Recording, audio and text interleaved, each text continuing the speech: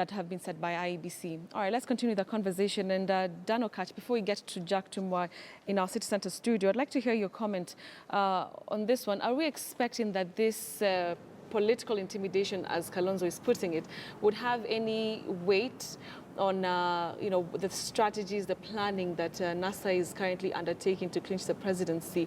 And also, how far do you think that, if indeed it's political intimidation, this will actually go? First of all, Betty, my take is that the NGO Council is mandated by law to actually do what it is doing. And they are well and properly within the law in terms of whatever they are doing. The only issue that I have with that is the timing. And maybe that is where now I actually share my sentiments with my learned colleagues. The timing is actually suspect because, and actually the particular individuals or particular foundations that are being targeted. Because you notice that Kidero's foundation, the Nairobi Governors Foundation, was actually targeted. They went to court based on whatever they had and based on whatever the NGO Council relied upon. The court said that prima facie, the NGO Council is not actually being fair. Yeah. The same is actually going to happen in this particular instance. And if you notice, there are so many foundations, both run by politicians across the divide. I've not had even one from this other side.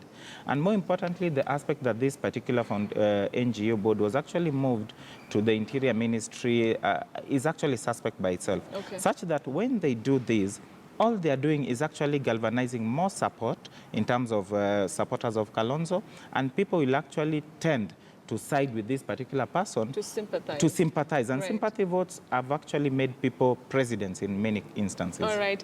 All right, so let's now listen to what Jack Tumwa has to say. He is a former ECK commissioner. Ambassador, thank you very much for joining us here on News Center. So the president, after the NASA lineup was unveiled, just a day actually, came out and said that, this NASA, this Raila Kalonzo ticket really is inconsequential. So is it possible really that the government or, different forces are actually out to frustrate him? Is it possible then, if this ticket is inconsequential?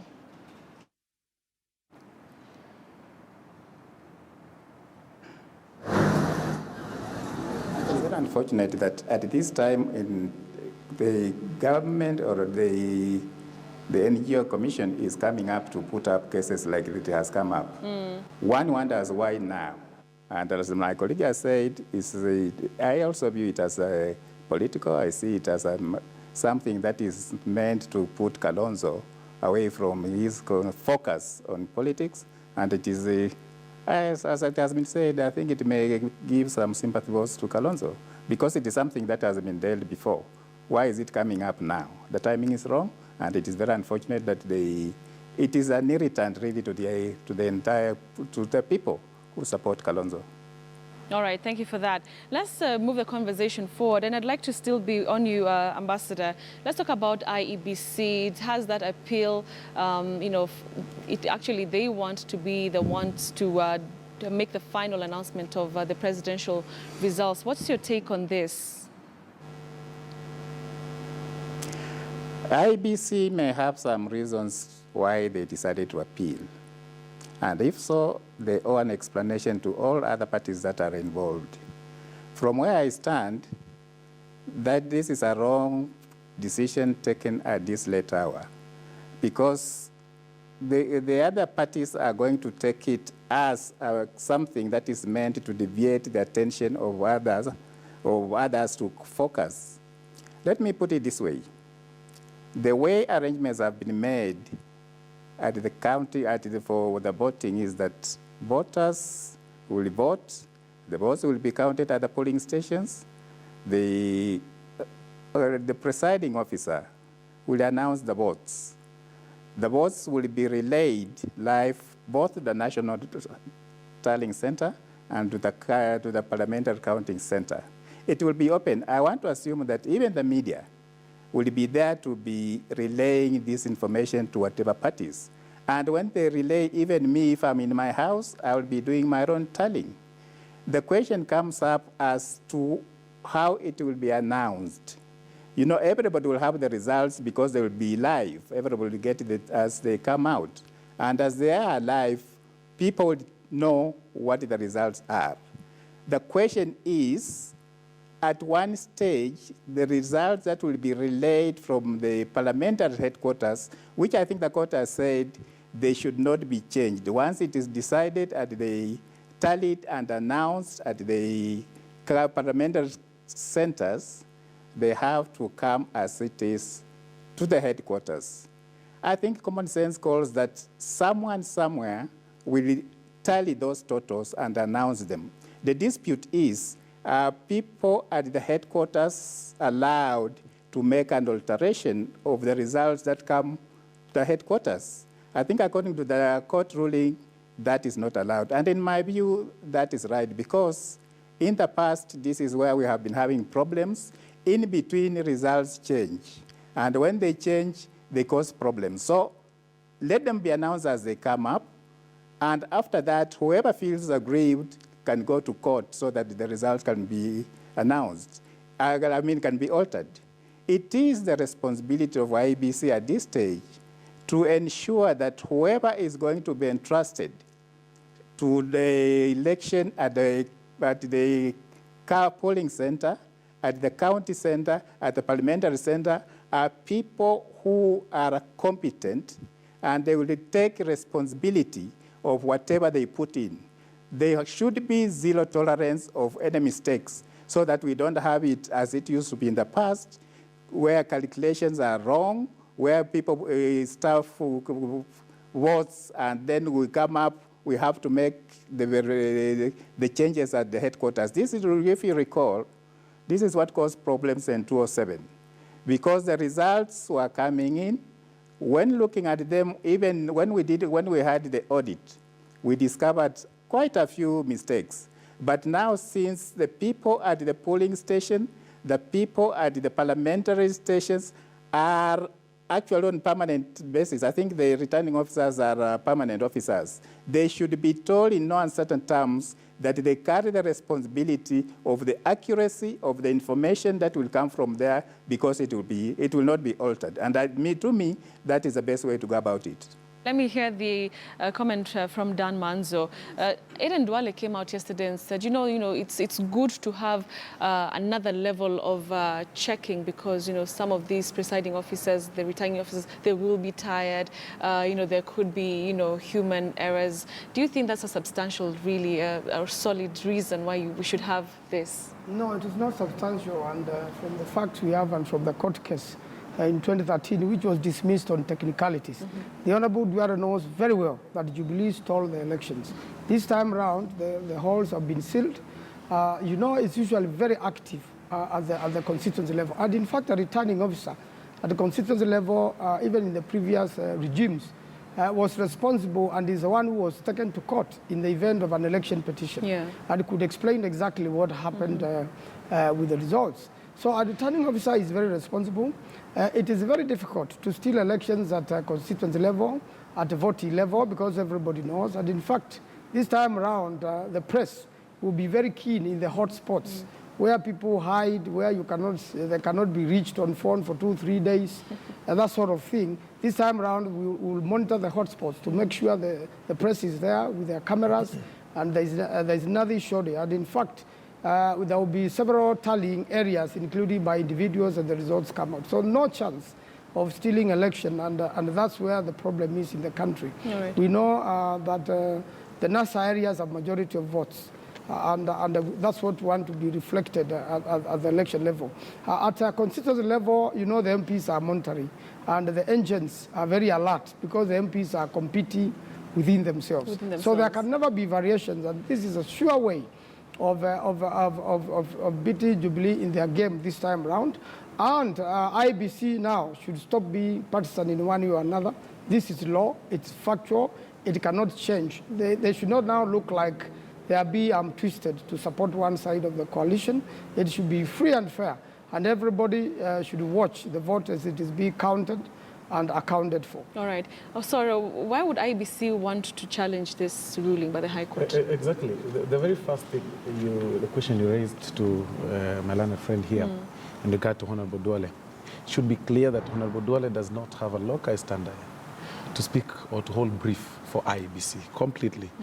And the mere fact that there was a matter in court challenging the constitutionality of commissioners being final tallying officers in regard to presidential votes, and the court in determination singled out Article 86 of the Constitution that gives the presiding officers, you know, the whole thing is actually constitutional, gives the presiding officers and the returning officers the legal mandate to announce any election, or rather any the tallying results has been tallied at that particular point. So any other law that is inconsistent to the Constitution of Kenya, which is the supreme law of Kenya, is null and void. And to bring Kenyans up to speed in regard on what is happening to IEBC is that, you know, once elections, you know, what has been happening is that when the returning officers announce the results, they do not have a hand. Their hands get tied within that area, that they cannot have space in the National Tallying Center to verify the results. And that has been happening also to the extent of the agents. That the presidential agents at the tallying center have no space in the tallying center. They cannot question the commissioners from the tallying center and say, okay, this is not what we announced the other side. They actually can't have access to the National Tallying Center. And when IEBC now questions, or rather brings the issue of an appeal issue, I do not know. You can only appeal on issues of fact and law. I do not know the reason behind the appeal. I haven't seen their pleadings. But my question is this. The returning officers are officers of the IEBC. The returning officers are employed by the IEBC, given powers by the IEBC. It is their constitutional right to announce the results. And the purpose as to why somebody went to court is to give the presidential agents power to verify the results in the constituency, so that whatever is announced by the commissioners is a replica of what has been announced from the constituency. So there is a question mark on how IEBC has behaved, why they want to go to court. They have all that time to go to court to seek an appeal, yet they do not have time to verify and clean the register of the the voters. I mean, those are the questions. All right, Dan, if this is constitutional, it is constitutional, it's a constitutional provision, then you have IEBC, you know, going to appeal it. This is the same IEBC that is newly into office. Would they have any other ulterior motives into this? I mean, they're new in office. It's just been a few months since they were installed there. Actually, Betty, that is the flip side of it, because IEBC may actually have made that decision and they're actually appealing. But what message are they sending to Kenyans? And you'll actually look at Duale's assertion, which is actually similar to what IEBC is actually saying. And that is why my learned colleague is actually wondering whether Duale actually holds brief for them, because they are speaking the same voice. But you see, this is a neutral body. We should have learned from our mistakes. From Jack Tumoa's time, when we went to war with ourselves. And the reasons were just a partisan IEBC, or an IEBC that was controlled by other forces. We have the 2013 elections, where still the same issues arose, and we even had an affidavit from the former chair of IEBC, which actually was extremely partisan. Those are the reasons why we went and wanted a new IEBC as Kenyans. But now, if we have the same, it becomes the same forest, the same monkey, and the same shenanigans, I can tell you we are setting ourselves up for war, because all you need to look at is this decision was made not by one judge, but by a three-judge bench. They actually looked into the facts, looked into the Constitution very keenly. And they actually saw the provisions that my learned colleague has quoted, and they've actually seen the rationale behind the framers of the Constitution. It is actually to ensure that the will of the people is what is delivered at the National Tallying Center, and not the will of 7 people who will come and decide that, no, these results have come in, but we think they are wrong. It is this one. These results, we think they're wrong. We will actually reduce them, and this one will be right. Therefore, there'll be no purpose of Kenyans going and voting when it's a clique that will actually make a decision. If they're actually bound to deliver, to actually state what has been stated at the centers. If there's a dispute, the basis of this dispute will be that result that came from there, not the Right. results from the National Tallying Center. All right. Ambassador, I'd like to hear your thoughts on this one. And what will be the impact, really, of if this decision by the High Court is overturned by the Court of Appeal? What would be the impact on our elections? I think it will be negative because as we have already said, the polling, counting, tallying at the polling station will be witnessed by very many people.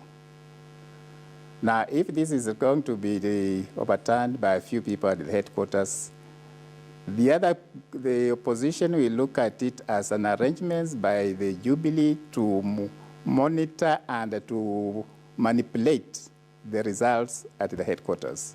It will be a very unfortunate thing if the court goes ahead and nullifies what is already accepted. And in my view, it will not be in the interest of the country. I think it will be causing chaos at this very late hour in our election period. Thank you very much, Ambassador Jack Tumo, joining us from our City Center studio. Dan, I'd like to hear your thoughts on this one. Would this raise concerns or questions about how independent the Independent Electoral Boundaries Commission is? You know, the IEBC is funded by the government. The IEBC commissioners live in Kenya. They have relatives. There are people who have contact with them. And a lot of Kenyans have faith in IEBC for now. And I believe whoever is advising them and whatever method they are doing, they must first put the country first. I know an incumbent government will employ every method to remain in power. But this time around, just as President Uhuru Kenyatta told the aspirants, if Kenyans have sent them home, if their constituents have sent them home, they should accept the results of and the verdict of their constituents. Okay, yes, the same thing applies to him. If Kenyans no longer wish the Jubilee government well, if Kenyans make up their mind and they decide that Jubilee must pack, there is no chance of manipulation, whether through IEBC, whether through tally centers, whether through the court. Kenyans will have decided, and that decision must be respected. So Kenyans should be given the best opportunity to make sure that the vote is protected so that we have no chance of a repeat of what happened last time. And they know very well. And we know the individuals who are stealing elections. It's not that we can't mention them publicly. They have been boasting around they will steal elections again for You Jubilee. should mention them. It will not happen You should again. not wait until this time August around, 9th or 10th. It will not happen. Most of them have already lost Oh, really? in these nominations in Jubilee. And they are very frustrated. And that's why they had accused their president. And the president has washed off his hands. He said, if you lose, you lose. Don't come and cry to me. I have no power. The power is with the people. And I like that thinking of the president. If it can happen on 9th of September, that he has lost and he accepts to lose, and he's a Kenyan, and he lives just like the other Kenyans. All right. Let's continue the conversation and talk about NASA. They finished the two-day retreat at the coast. And one of the things that came out is that the principals are very confident that they have majority, they would have majority of the population voting for them if you look at the regions and everything. But apart from that, what strategies then are you employing, even with everything that's happening with IEBC? What strategies are being employed to ensure that indeed the 1 million number of people who are at Uhuru Park, if it is indeed 1 million, actually do go to the ballot and vote? You know, the people at the Uhuru Park and the ones who support them through television, they run into millions, and you could see the mood. But are they registered? That's one of the questions that was coming. A lot of Kenyans this time around, by the way, made an effort to register, and especially where there had been low voter registration, like in Western Kenya. I remember the Honorable Savula really running around Western Kenya and urging the youth to register. A lot of people have registered in Nyanza. A lot of people have registered in Ukambani region and many other regions, the coastal region. The mood is very clear in the country. And again, also, if you see, this is 2 versus 5. You remember 2002, it was again the same pair against the rest of the country, and it didn't work for them. The Rift Valley is already segmented.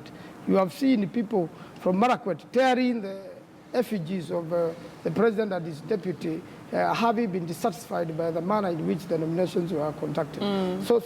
Generally, you can lay it out in Kenya, and you know, the Honorable Raila Odinga really commands a bigger region of voters. He also commands respect, and supported by the Honorable Kalonzo Musyoka, it even becomes better. So in the combination, we have already supported that decision. 99.9%, only 0.1% has not supported, whereby you can count these people, like my friend, the Honorable Nyenza, and I believe he will soon change his mind, and the Honorable, the Governor of Machakos, Mutua, who will back only 0.1%. So all Kenyans are moving together. There are no issues in Ukambani. There are no issues now in Western Kenya, and Kenya is moving. So it's enough for Jubilee to wait for us. We'll move around. The only thing is to make sure the vote is not stolen and the IEBC is not manipulated. All right. Osoro, let's talk about what the president and his deputy had to say actually hours after the unveiling of the ticket bearers, of the flag bearers. And they said that, it's the same thing, that they beat them 2013. This time around, it's going to be a landslide victory. Why do they forget that they are the same people also that were in the poll in 2013? And this time around, they are a bit injured because of the failed promises that they haven't fulfilled. If you look at the mood of this country, and that one I agree with Mheshimiwa here, when you look at the mood of the country, there is reason to vote. Initially, there was actually no reason to vote. People could not gather enough reason to go and line up and cast their vote. Mm-hmm. But this time around, the cost of living is actually very high. The promises that were given to Kenyans, like we'll have 5 stadiums in different counties, haven't been fulfilled. To this date, I'm still waiting for a laptop in Nyakorere Primary School in South Mugrango. I haven't seen any, not even electricity. And a lot of other things. The Kenya's national debt is actually growing by the day, and Kenyans are feeling the pinch. So because of that, people are going to learn. And don't be surprised that there could be a voter apathy in an area or some areas that people feel, Jubilee feel that they are, they are getting clear support, like the area from Central Kenya. So when you look regionally and you look at the lineup that NASA's place themselves with, if they actually organize themselves very well, because again, the main issue we always have in NASA, or we could probably get in NASA, is this structure of disorganization. And that, though this time around I see out of the retreats and the meetings that have been held all through, there could be a clear plan on elections, and I see a visible victory all through, and it's going to be 70+1. Forget about what the deputy president said, that these are the very same people. They also need to tell Kenyans that they are the same people. In addition, we also have Mudavadi, who garnered 560,000 votes. All right. Those ones, you cannot do away with them. We have the Kipsigis Nation through Isaac Ruto. So what are you saying that clearly these are the same people, yet you're only 2?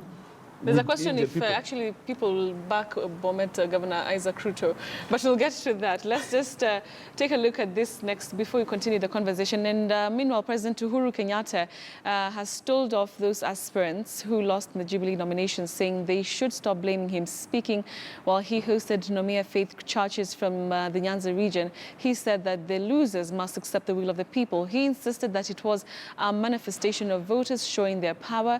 A host of big names lost in the just concluded primaries by the president's Jubilee party, including Governor William Kabogo and Kinuthia Mbugua, together with MPs Jamle Kamau and Esther Murugi. Wengine sasa leo wananipiga. Sasa mimi nasema jameni, munanigonga mimi. Na mimi niliwaambia twende nomination, wananchi wataamua. Sasa wananchi wakiwaambia waende nyumbani, makosa yangu mimi ni nini? Mimi nimefanya makosa gani? Na mimi si kutoka hata nyumba hii. Wananchi ndio wamepiga kura na wamesema wamechoka na wewe, wanataka mwingine. Sasa unanilaumu mimi namna gani? Si ni mwananchi ameamua? Au jameni, kwa namna gani? All right. That was what the president said. That was yesterday. Dan Okach, coming to you. These nominations have seen, these big names or political bigwigs fall, many of them actually. Do you think that this is going to translate come August 8th, that Kenyans are indeed, they indeed want change, whether it's a governor position, senators, the president himself? Actually, that is the message that we can get from the nominations across the board. Actually, there are people you'd have never thought they would lose an election. More so nomination. because of maybe their party positions. We've seen chairmen of parties actually losing out, and the most people who we thought were so close to the powers that be within the parties. But the message that is coming out is that that may not be what the Mwananchi is looking out for. Mwananchi has a different aspect, they have different issues, and they may be looking out to how you have actually helped them in terms of the capacity that you have and how you relate with them.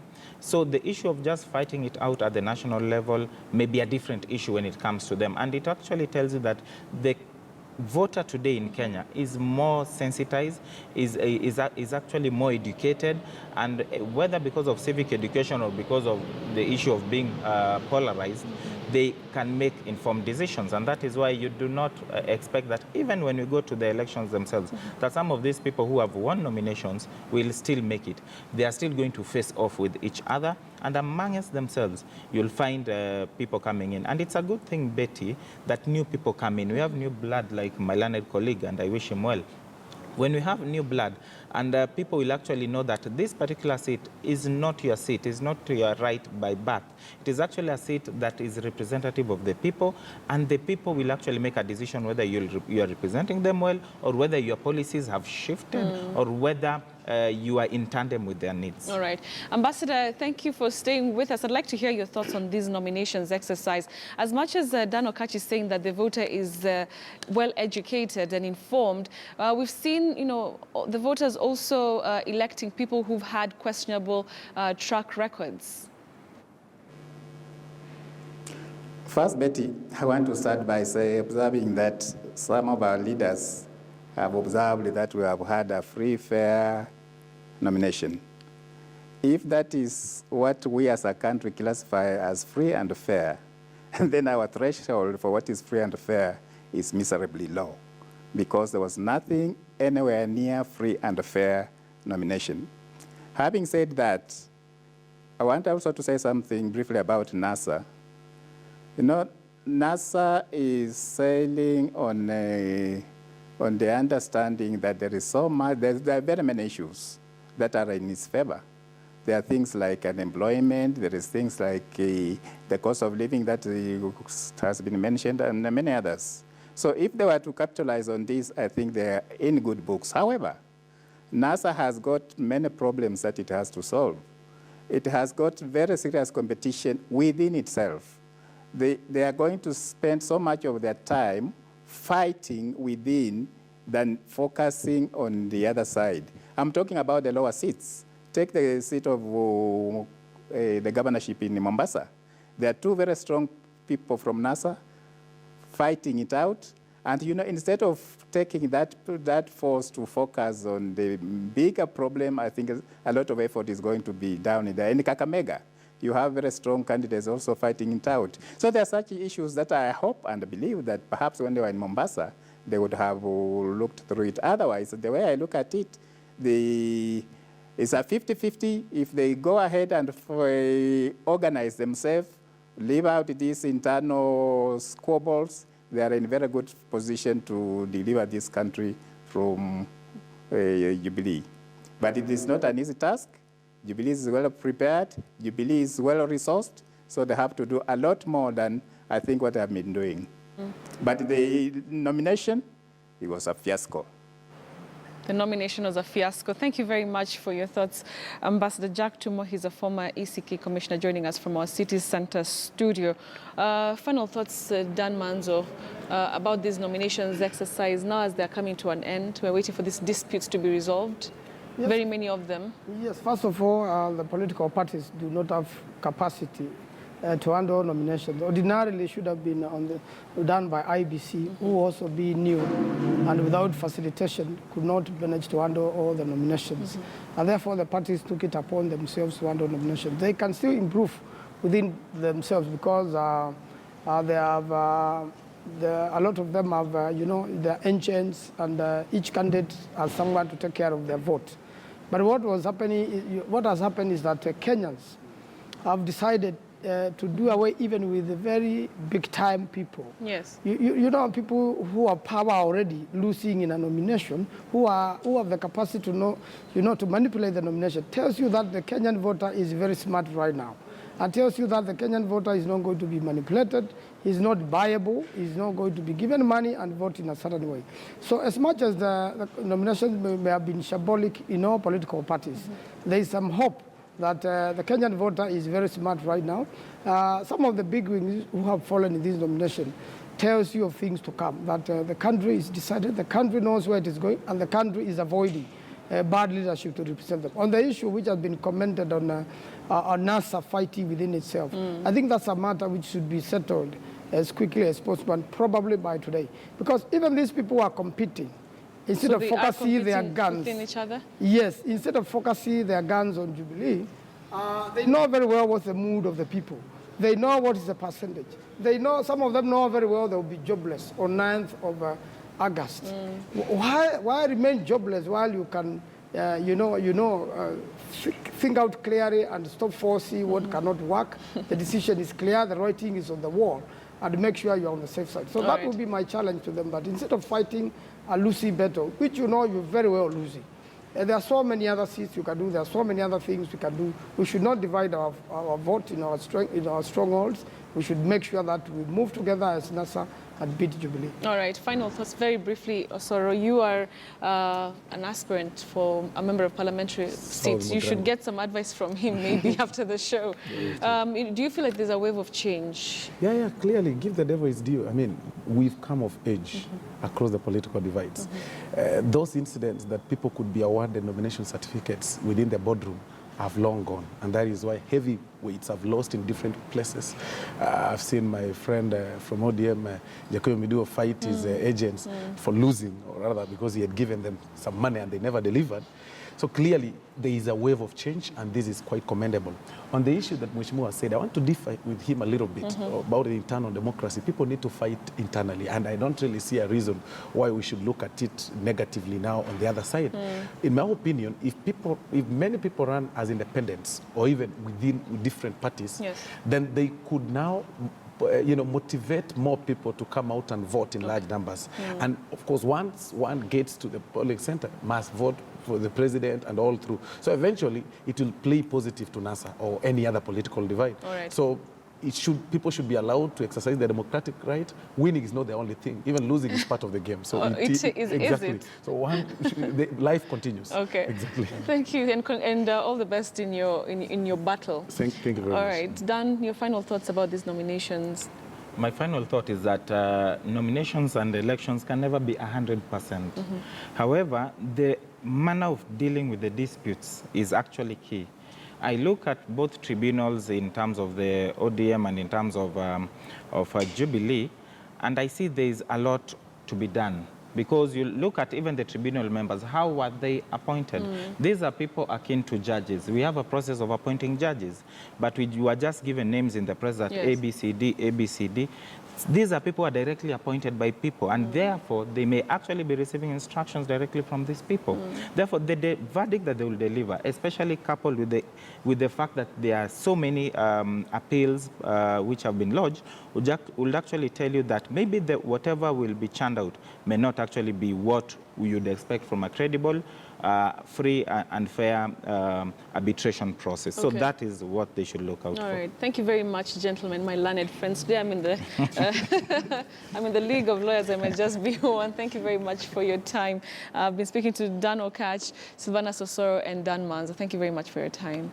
All right. So we'll take a break right now, and we'll be coming back in a few minutes. We'll be having a conversation about World Press Freedom Day, which is today, among other stories that we're still following up for you. Don't go away. We'll be right back.